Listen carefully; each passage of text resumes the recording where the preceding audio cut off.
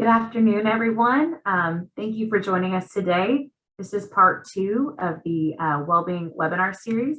This is the PERMA approach to wellbeing, relationship, and support. And today our speaker is Sina Hayes. Sina is the Department of Pharmacy Practice and Professor at the University of Mississippi School of Pharmacy. And prior to her position at the University of Mississippi, she served as an associate dean for the faculty at Palm Beach Atlantic University. She received more than $750,000 from local foundations for the creation and site replication of the pharmacotherapy model and integrated pharmacotherapy services. A pharmacist-run primary care indigenous clinic for the underserved in the Palm Beach County. She served for 7 years as the Director of Pharmacy Services at 4 community health centers and co-director of the Diabetes Education and Research Center. Dr. Haynes has served as the Residency Director for the ASHP residency from 2008 to 2014. Achievements include board certification in ambulatory care practice, Fellow of the American Society of Health System Pharmacists, Fellow of the American Pharmacists Association, Fellow of the American College of Clinical Pharmacy, Distinguished Fellow at the National Academies of Practice, ASHP Distinguished Practitioner from the Section of Ambulatory Care Practitioners, AACP Innovation and Teaching Award, Preceptor of Distinction, Hero in Medicine, inaugural AACP Academic Leadership Fellow, Residency Wellbeing Coordinator, Lead Faculty for Wellbeing and Resiliency in the Office of Wellbeing, and National Board Certified Health and Wellness Coach. She's also a certified yoga instructor and is on the steering committee member for the Non-Prescription Medicine Academy and Vice President for the Professional Development Committee with the National Academies of Practice. So Sina, I'm glad that you're speaking today because I'm having a time. So I'll let you take it away. Thank you. Thanks, Alexa. Appreciate the introduction and welcome to our second session in this 5-part series related to well-being and resilience, focusing on a journey for your own individual well-being and team dynamics and twin engines for change. Hopefully you see my slides okay. So I want to again appreciate that introduction and to share that well-being and resilience is a key area of responsibility for myself within my current position as department chair for the University of Mississippi School of Pharmacy and within our medical campus of our 7 medical schools in regards to my activities around well-being and resilience through our Office of Wellbeing.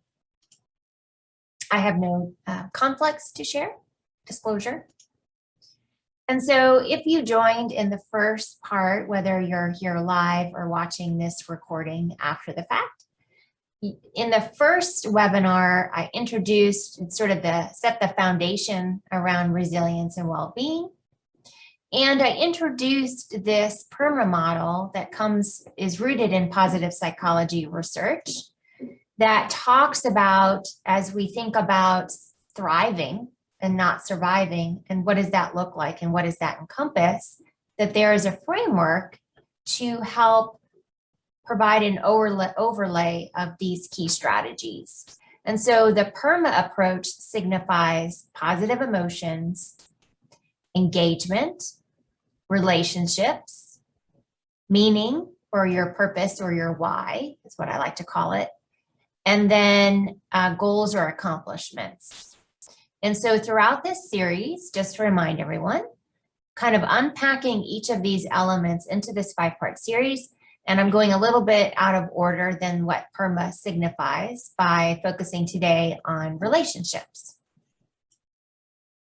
And then I introduced this concept in the first webinar around thinking about ourselves as a car and your dream car and how you would take care of that car, preserving the exterior and the interior, and how you can think about me as a kind of a coach, concierge on your side, kind of the guide on the side for a license to change. And I talked about the importance of a maintenance plan and how much of the strategies and ideas I share and talk about in this series can be thought symbolically as a means, again, to care about ourselves in terms of our maintenance plan. And I also talked about DC and Ryan and the Maslow's hierarchy of needs as part of that foundation setting in terms of what's important to us as humans, as human beings. And that really constitutes what you see on the left-hand side around we all have an essential need for autonomy, whether that's personally or professionally, feeling connected, so the relatedness between us, and then competence or mastery. And then when you look on the right-hand side, really, as Maslow's hierarchy of needs tells us, we have to have these basic needs met. So our physiological needs of safety, security, housing, nutrition, things of that nature, in order for us to move up the triangle towards higher needs as it relates to our psychological hardiness, and then aspects around our self-fulfillment. And again, that kind of connects well back here to our essential needs. I also spent a little bit of time unpacking the dimensions of well-being, which very much correlates back when we think about this PERMA approach as to where we can look to focus our self-care strategies, our self-love strategies. And of course, today I'm going to be spending some time, both you as an individual and you as a potential, if you're in a role of a manager, supervisor, leader, some things to be thinking about with your workforce. So 2 dimensions on the individual, manager, leader, supervisor, and team dynamics thereafter. And then I also took a few moments to talk about the research around what people feel is important as it relates to our well-being. This research coming from the NIH and the Stanford Research Center. And I directed you to see this top 10. And so to no surprise, where we're headed today and why I chose this to be numero dos in the webinar was because social connectedness is #1 in importance. So the research does suggest that the more you enjoy what you're doing at work, how much that will actually depend and influence our engagement and our well-being. So let's say you have a best friend at work, then you're 7 times more likely to be engaged in your job, produce higher quality work, and have higher levels of well-being. When we connect with another person, it actually releases the hormone oxytocin. This gets released into our bloodstream, reducing anxiety while improving our concentration and focus. And studies have found that for each positive interaction you have during the course of the workday, that can actually return our cardiovascular system back to a resting level. And this can also, over time, impact any strain, any kind of job strain that we might be feeling. In addition, Adam Grant, who's a professor at the Wharton Business School, has found that when employees invest in effective high-quality connections and behave more like a giver rather than a taker, they are more efficient at solving problems, getting their work done, balancing workloads to ensure more consistent performance. They're able to build teams that are cohesive and coordinated and establish environments in which consumers, customers, whoever that might be, patients, students, feel their needs are a top priority of the organization. So that's very important and brings further meaning as to why relationships are so sacred and so important. I love this quote by Rick Hansen, and it comes from his book, Resilient, which I highly recommend. And he says this: when important things are left unsaid, it leads to resentment, loneliness, and lost opportunity.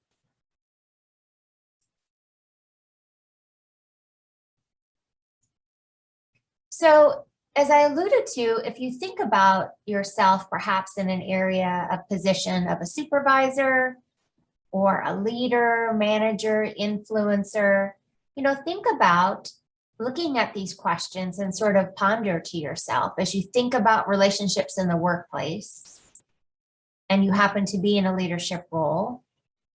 Do you feel your team members are working collegially together in terms of citizenship and collegiality? How about themselves as individuals? Are they preferring not to be engaged in team dynamics? Do your employees, does your workforce seem to care for one another?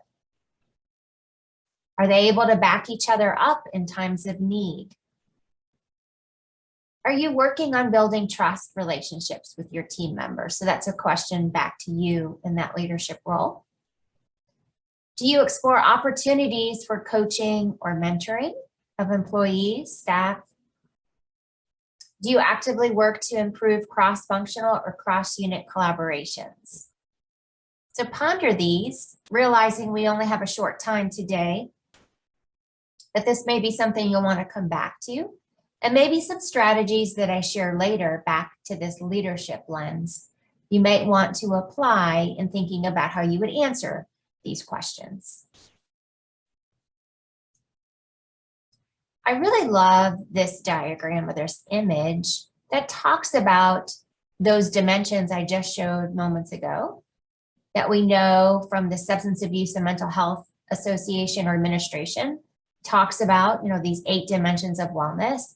But what you're seeing here in this interpersonal wellness system model, although these 8 dimensions are still here, what you see when you can unpack this a little bit further is some of those cues or attributes that really speak to relationships and some of the workplace dynamics and the environmental influences that our work has.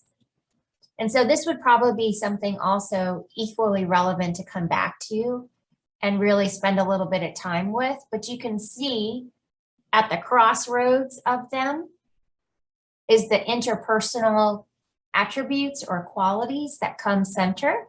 So when we think about our relationships to self, so your self-compassion, your self-agency, which comes back to the autonomy I spoke about in our essential needs, and how that might start to factor in how you might view yourself and therefore how you view others, how you interact with others. We don't love ourselves, then our ability to love others can be significantly impacted. And you'll see that obviously come through in the workplace where we're spending often much more of our time than in our personal part of our life. And then things that can also be impacted and lead to some challenges in the workplace. When we think about the interpersonal dynamics, whether that's crucial conversations, as you see here, it's mentioned in conflict management, I prefer courageous or crucial conversations, and I'll come back to this concept in just a little bit. Again, self-awareness, our ability to collaborate, have a sense of belonging, satisfaction, safety in our positions, whether or not we have a sense of autonomy. And then I think interestingly and often as adults, we tend to lack than we did in our childhood was fun or play.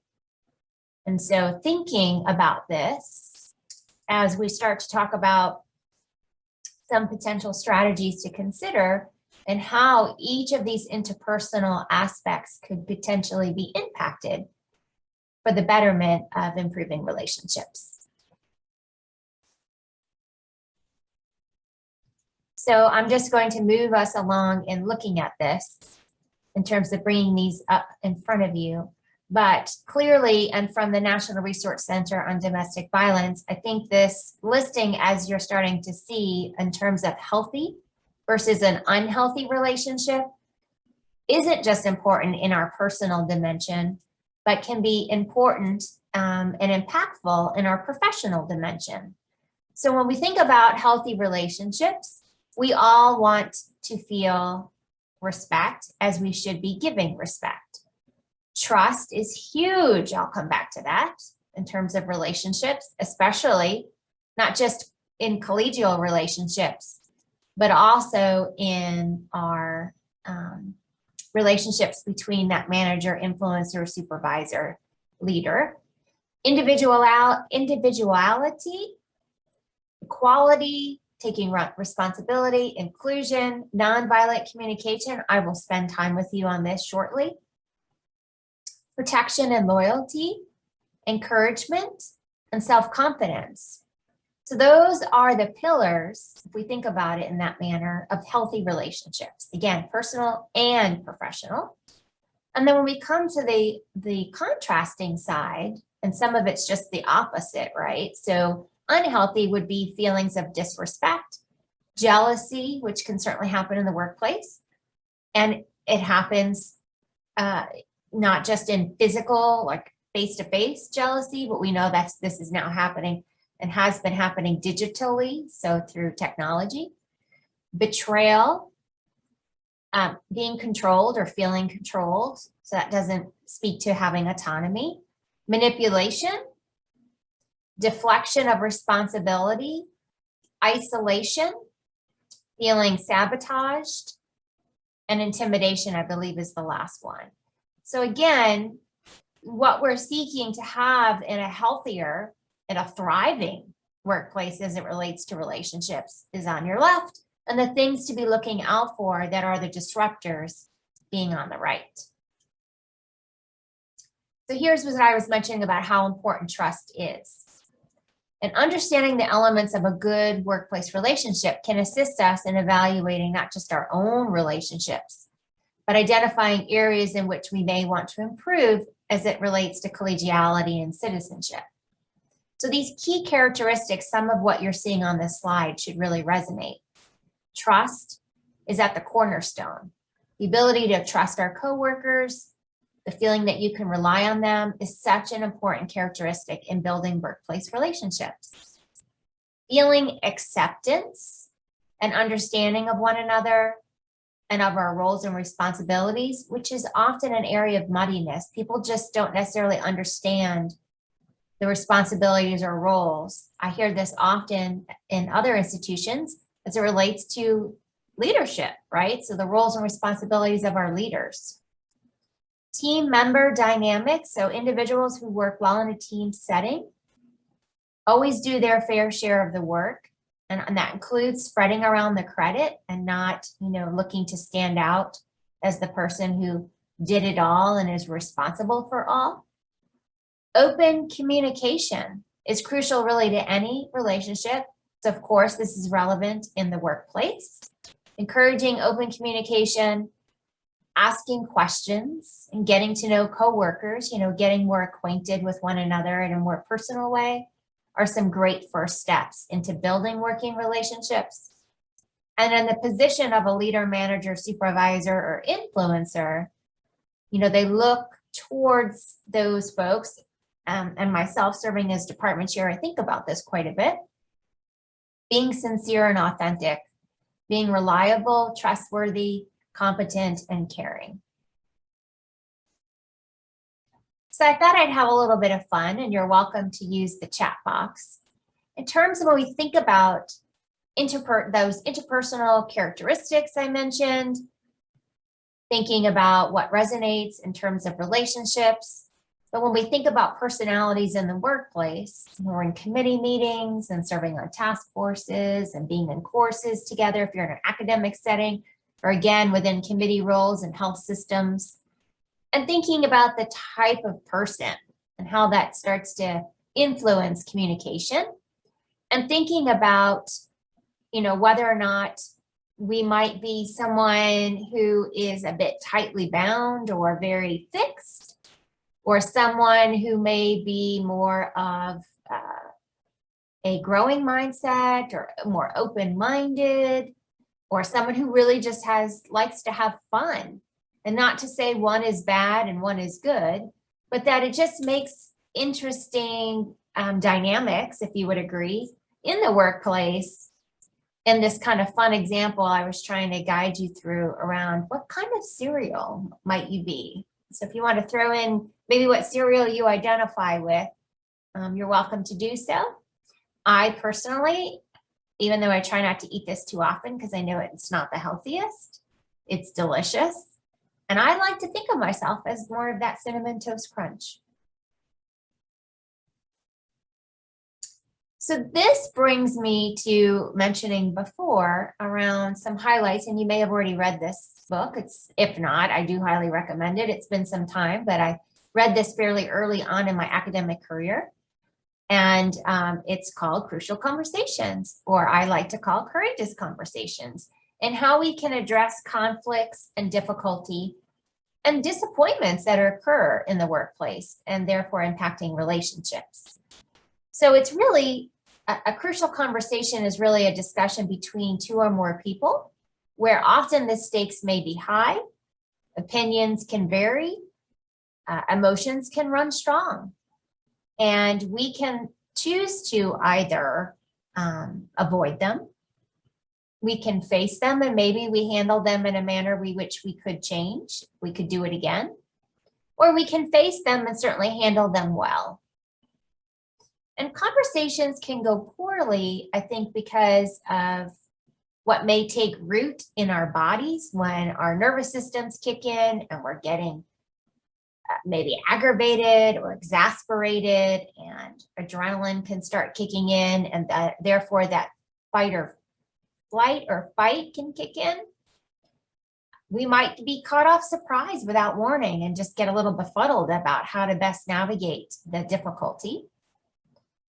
We may have some confusion in terms of what is really going on and feeling like we're trying to improvise through this situation because just we don't really understand it more fully and more concretely. And what may happen if we don't handle them well is you might raise more self-doubt and think about you're not able to handle the situation, or you might say something to make matters worse, which is certainly not something we want. So this is another quote by Rick Hansen as I move us into some of the tips and strategies here for more courageous conversations. That also comes from Resilient, which I really appreciate. You're not being weak, needy, hysterical, or a whiner if you call people on their bad behavior. People who value harmony over truth often end up having neither. So it is not easy to weave and work through this, but there are strategies we can use, perhaps even, as I alluded to earlier, another framework we can adopt to help us navigate those seas. And one of them is nonviolent communication. I'm not sure how many are familiar with this. I'm forgetting his first name, which is terrible, but I think it's Marshall. Rosenberg is well known in this field, has a book called Nonviolent Communication that you may want to look into. But due to time, I'm going to try and give you the highlights of this technique, because nonviolent communication can drastically improve our relationships, helping us focus our attention on, number one, being empathic or empathetic in our understanding of others without having to compromise your own values, and expressing our real feelings and needs. We all have them. Needs, values, and feelings, we have them. But being able to express them openly and honestly without blame or criticism. So nonviolent communication has 4 components of it. The first, as you see here, the O, stands for observations. Observations that are free of evaluation. I'll come back to clarifying what that means in a moment. Feelings is the F, feelings that are straight from the heart. Then N is needs. This comes back to our value or longing. And then R is our requests, that we express them clearly and more in a positive language. And together, these tools, or this tool, helps create a kind of dialogue that can foster resolutions satisfying for everyone without any suffering or difficulty. Even within long-standing situations of conflict or hostility, this nonviolent communication technique can open new doors of compassion, connection, and action. And learning nonviolent communication is learning to build relationships based on compassion and understanding, to accurately understand other people's feelings and needs, to be assertive and negotiable, yet at the same time, and to break patterns of thinking that will lead us into conflict. So something definitely to come back to as a technique after today. This is new for you. And then what you're seeing here is simply two images, one that certainly depicts our needs, both from a sort of anchor category as to what would be an anchor need, whether that's well-being or empathy or interdependence. And then within that, what would be umbrellaed under there, under the specific needs that would fall under that category. And then over here on the right, looking more at needs and values. And again, it gives people a vocabulary to use, which is very, very important. And I've been through entire workshops on nonviolent communication, weaving through activities of how to use this language in speaking in order to prevent, to build better relationships and prevent those situations that could arise and lead to conflict. And then when you're seeing here, and I think this is animated again, so let me bring this up, is to point out, as you might surmise, when our needs aren't met, what often then happens is more of this evaluative piece, which I'm still going to mention in a minute, and the emotions sort of flaring up.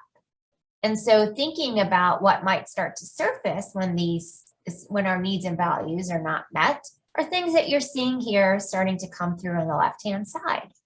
So we might feel annoyed or angry, disgusted, embarrassed, uneasy, detached, tense, vulnerable, which can be big, pain, suffering and pain, sadness, or yearning. A little bit difficult to see, but what these are the broader categorical titles that you're seeing here adjacent to the right that are the main anchors of these feelings. And then underneath them, similar to needs and values, there's a vocabulary. And some of them are difficult to really separate. Is it this or is it that? Which is why coming back to the broad anchors when we are speaking this out is often helpful to stay rooted at that level and not necessarily having to drill down to this kind of lower level or lower domain, if that makes sense. So here's what I've been mentioning about the evaluative piece. Since feelings are our internal emotions, and there can be words that are mistaken for emotions, but they're actually thoughts, and they come out in the form of an evaluation or a judgment. We make this judgment of others. So when you see or hear things like, I feel like, or I feel that, or I feel as if, or I feel you, often what gets inserted here is this misunderstanding of using words that are more of this internal emotion that have a judgment or an evaluation piece, which really isn't helpful in our communication dialogue. So part of what nonviolent communication trains us in or teaches us comes back to the vocabulary that is helpful in order to improve communication and strengthen our relationships. So this will be very helpful to come back to, given we don't have a lot of time to spend on this, is to come back to this and look this over and seek out some time where you can self-reflect and think about your own vocabulary or thinking about situations of the past and see if this brings forward memories that you can recall in your interactions or observing others' interactions in the workplace, and how you can see where there was some potential triggers that might have led things down a kind of spiral that we could prevent in the future. So what this can look like as I start to summarize the nonviolent communication essentially is this. You try and use I statements rather than you statements. You try and bring those anchors of the experience back, like I said. So when X happens, I feel Y because I need Z. So you're bringing the feeling, you're bringing the need, you're bringing the situation forward. So X should be a factual statement. It has to be the facts of what you see, think, have observed that has happened. Y is where you bring in your emotion or sensation without judgment, opinions, and without the evaluative language. Z is the generally universal human need that you have that is not being met. And this is an example I thought, especially for academics, since I am one, this could be a prime example. So here it goes. When you don't submit your sections of the manuscript on time, I get worried this project will get derailed, and I need to feel the people I work with are reliable and keep their promises. So that could be a way of utilizing nonviolent communication when working with a colleague or group of colleagues where maybe deadlines have passed, and this could lead to some difficulty, strife, or conflict. And I love this image because it's just, again, trying to encapsulate all dimensions of aspects of feelings and needs, knowing when they're met and they're not met, and again, giving us this armor of a vocabulary to use as we dialogue, as we communicate with one another, with always a means of preserving a relationship over an agenda. So if we were to consider how to further utilize this as it relates to relationships, there's a few more pearls I wanted to just impart. And it comes down to, again, clarification and distilling down what's truly the matter. When you feel perhaps let down, hurt, or disrespected, so us as an individual, to really take some time to reflect and think about the situation, maybe seek the clarity you might need to make sure that you understand all dimensions. And it might need to be a tincture of time, some space and time before that hurt or feeling disrespected, you can come through on the other side of that. And maybe that might also involve not revisiting this opportunity to maybe face-to-face engage with another person. There's a client I had been coaching who developed a very difficult situation with a childhood friend. They've known each other since they were very young.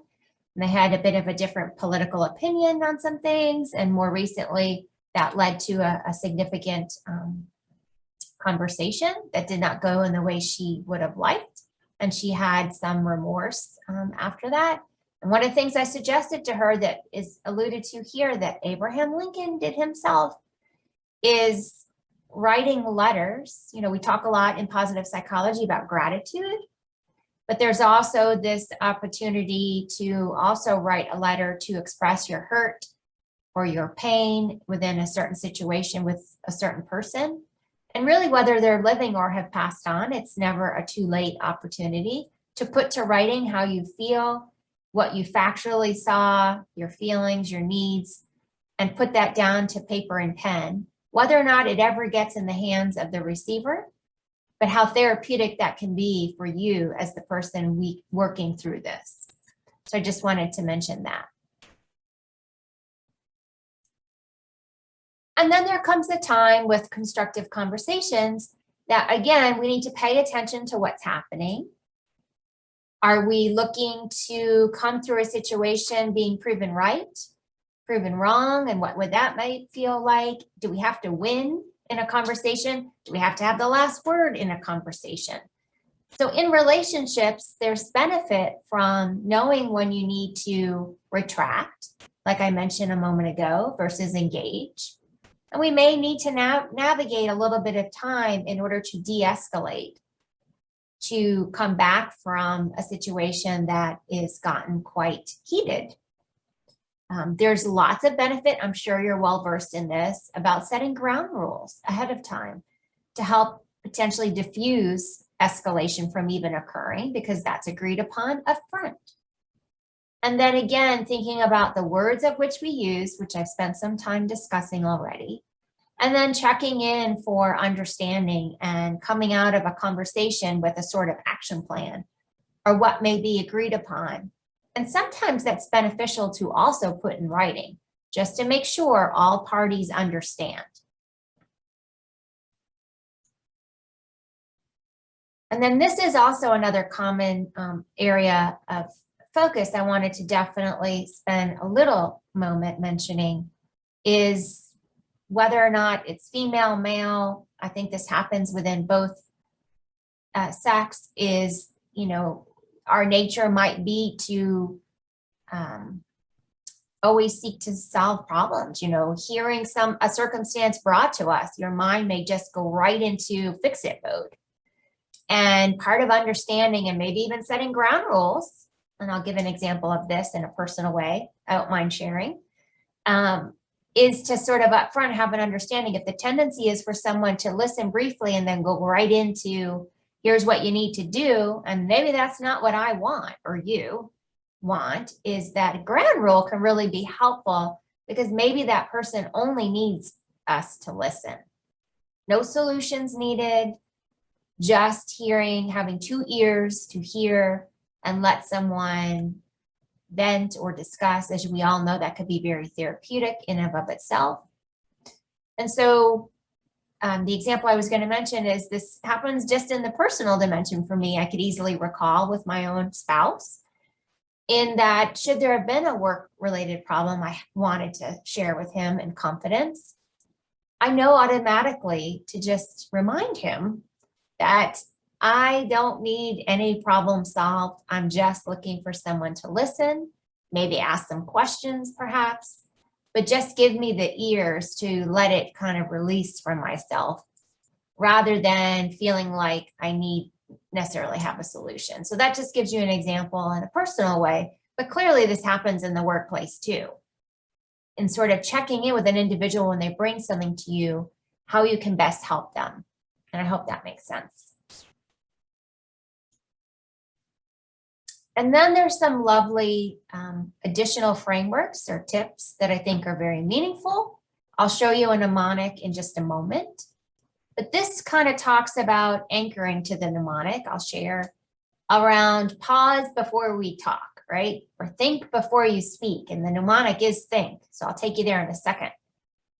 But before we open our mouths to talk, and within committees, within task forces, within whatever it might be, even in a one-on-one conversation, pause and ask yourself, is what I'm about to say well intended? Is it true? Will it be beneficial and useful?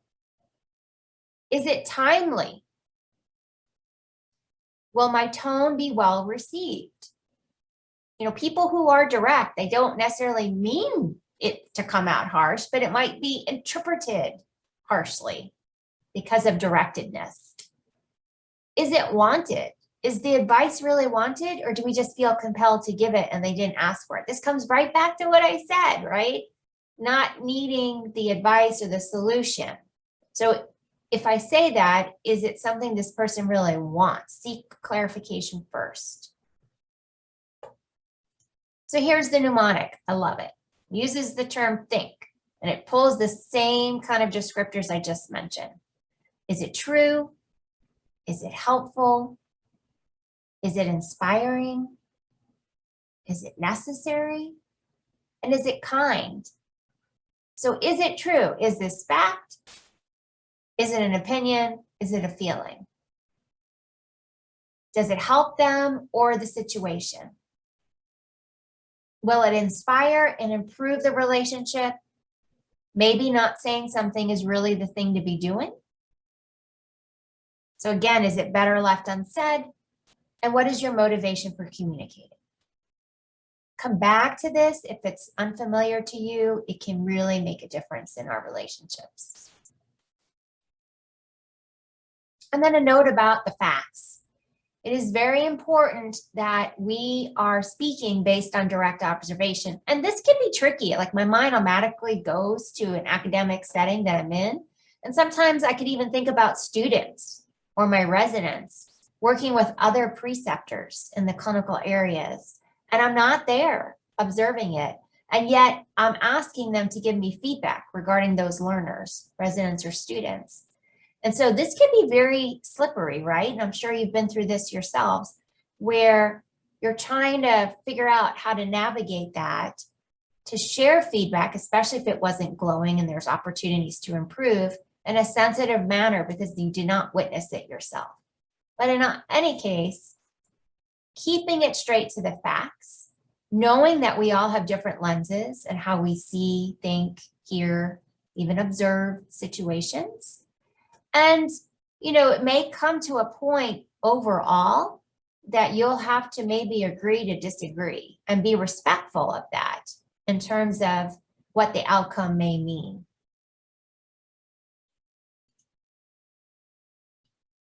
And then we think about, I like to call this eyes on the prize, but just making sure, again, that depending on what happens overall in the situation, to sort of be at peace with it if you know you've conducted yourself in a manner that would have optimized the dialogue, communication, and relationship. And I think you need to be able to step away from a situation and not hold judgment or bring this forward the next time. I know that's easier said than done, but let's say there's a difficulty with an employee and something happens again in the future. Are you going to ruminate and step back as to what happened before and how you might label your lens or view the situation when you've had difficulty with an employee? Or is it more of kind of like a fresh slate?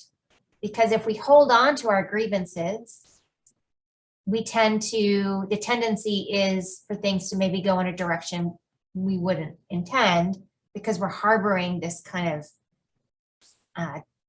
difficulty, and we may be sort of stereotyping someone because we're judging them from the past. So be present, moving forward and trying to cleanse the slate is important in relationship, team dynamics, with communication. And then as far as the plan, this brings back again, still these principles of nonviolent communication. What is the request? Not a demand.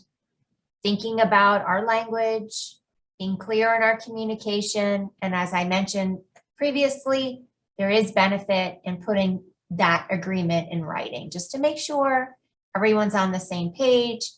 And of course, depending on the situation and what's at hand, it's often procedurally needed in the workplace anyhow.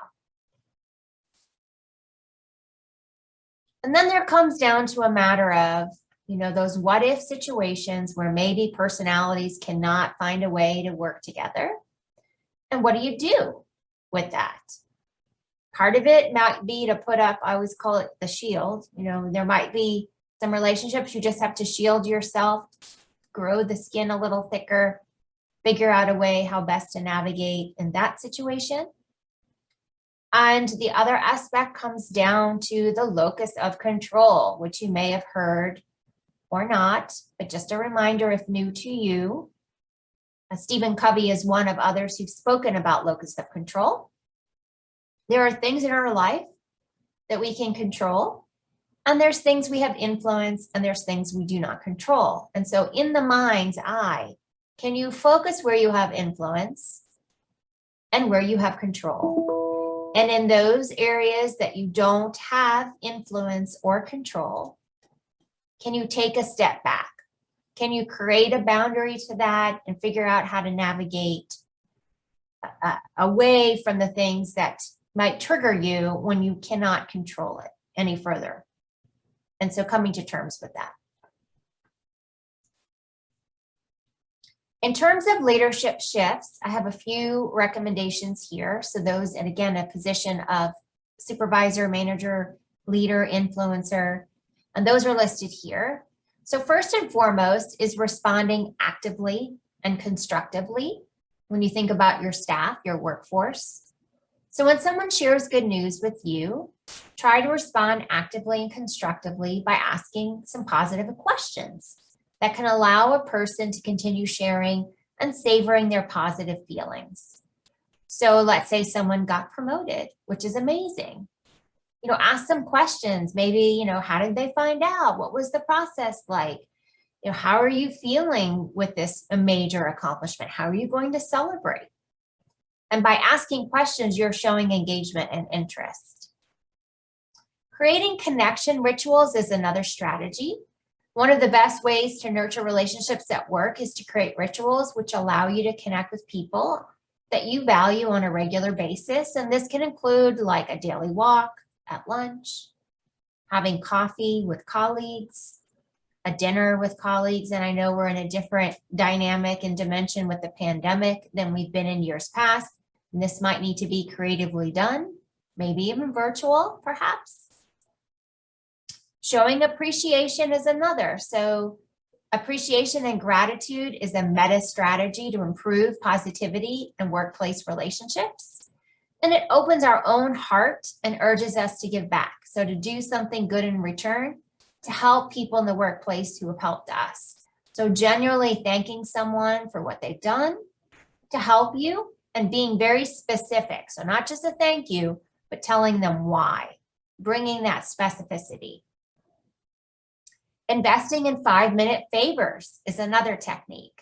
So spending 5 minutes each day helping someone else in your network. You can share information, connect them to contacts, offer feedback, make a recommendation if asked for one. Just offering to sort of repay someone for their kindness of acts of service that maybe they've done for us. Being compassionate.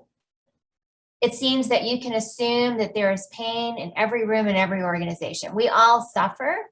Self-compassion will tell us that we all do. So again, thinking about how to practice compassion when you are noticing and can act on a desire to alleviate someone else's suffering. No matter how small the gesture is, it doesn't have to take a lot of time or energy, but it makes such a difference in the receiver. Another aspect to come back to after today's webinar, just like the opening reflection, is here. So thinking about what you could do as a leader and how you would answer these questions or how you would pose these questions to your employees as a means to spark conversation and strengthen the relationship out of genuine authenticity and care. So I invite you to come back to this due to time and think about its utility in the workplace. Last couple of things I'll mention is about you as an individual and thinking about, one of the best ways to reboot or give us an energy boost is your self-care. And so thinking about, do you have a personal oasis time in your weekly calendar? Setting aside that from week to week and giving ourselves a break entirely, which includes our devices. I'm not sure if you're aware, but there is an average that we are looking at our devices, touching our devices upwards of 150 or more times on a daily basis. Not to mention the digital world has become a challenge as it relates to, for some people, suffering around social comparison. So just wanted to make mention of that and the importance of creating some digital minimalism. And this work comes from Cal Newport. I invite you to read his book if you haven't or are not familiar with his work. And these are just some pillars that I think should not surprise you as to what we need to be doing to create more personal oasis time. So creating a distraction-free space, turning off pings and notifications that just distract you entirely from your focus. Thinking about how to schedule time to check your email, right? So not feeling like it's there driving you crazy all day long, but I block time early in the morning and I block time in the afternoon and I do not check it outside of that. And you can also create out of office triggers, just like people do in their car when they're driving and they don't want to be interrupted and they're getting a text to say what your boundaries are. Put it out there. I empower you to think about that. And then focusing on at least one priority each day or 2 to 3 or 4 in a week, and set yourself up for success by trying not to over prioritize your day and to set the priority the evening before. That's another tip I wanted to share. And it's important to schedule breaks. No more than 120 minutes of work without a break. That may come as a surprise. I think even better is 90 or 60 minutes, and I know that's difficult. So do you have enough buffer points in your day to give yourself at least a 10-minute break? That is not what I consider to be enough of a personal oasis, but it at least breaks up your day to allow you to sort of reset. And then I'm just going to bring these up, and I don't have time to necessarily go through all of these, but as these are appearing and you start to look at the slide, that there are a number of things that we can do to create more separation from our devices. So whether or not that involves truly doing the one thing, so when you're making dinner and you're looking at a recipe, which unfortunately may be on our phone, that very well may be, can you just stick to the cooking and the recipe and not during a break while things are cooking, check your email? Can you take pictures with your eyes and not our devices? Can we keep the device out of the bedroom and not let it potentially disrupt our sleep hygiene or our practices before bed and when we wake? So again, come back to this, glance at this, and think about, can you select one of these to try and create space from this nomophobia fear we have of being without our devices? Because the byproduct is most certainly going to be for you and your own growth, your own personal oasis, and therefore it has great influences on how we interact with others in our relationships. And then checking in on a pit crew of support. There's typically a few key roles here that you might want to think about in terms of your own mentorship. And that's having someone who's your cheerleader, your challenger, your comfort zone crusher, someone who motivates you, and then someone who's your safe space friend. So I like to think of those individuals as my circle of 5, or your pit crew, we're thinking about the car, of support. And ask yourself, do you have people in your life that help take on these roles to help stretch you, grow you, and support you? Because again, that will improve our relationships. So that brings me towards a close of this second part webinar. We're almost at time. Just to give you a little bit of a prequel, next time we gather, I'll be heading us to the next aspect of this PERMA approach in positive psychology, talking about meaning or purpose, or what I like to call your why, knowing it's not a one-time calling or a one-way purpose in our life. This evolves as we grow and are stretched and explore and use our creativity, but thinking about strategies that help grow us in finding more meaning. And so I hope, just like our first session, that you're feeling some energy from this information, that there are things that you can take away and utilize for yourself as individuals, for your teams, and for people who, of course, are in positions of leadership. And then as a reminder, this is a free resource that I author with my husband called the Wellbeing Elixir, and that can be found on our Wellbeing Elixir website or scanning this QR code. We write newsletters twice a month, all rooted in positive psychology with strategies, resources, and tips that can bring more happiness and vibrancy in our lives. So I hope you'll check that out. And with that, I am going to stop sharing and just see if there is any questions I can answer before we close our time together. Thank you so much, Sina. This was great. And I did post the registration link for part 3 in the chat. So make sure that everyone registers for the next section. And does anyone have any questions before we sign out today?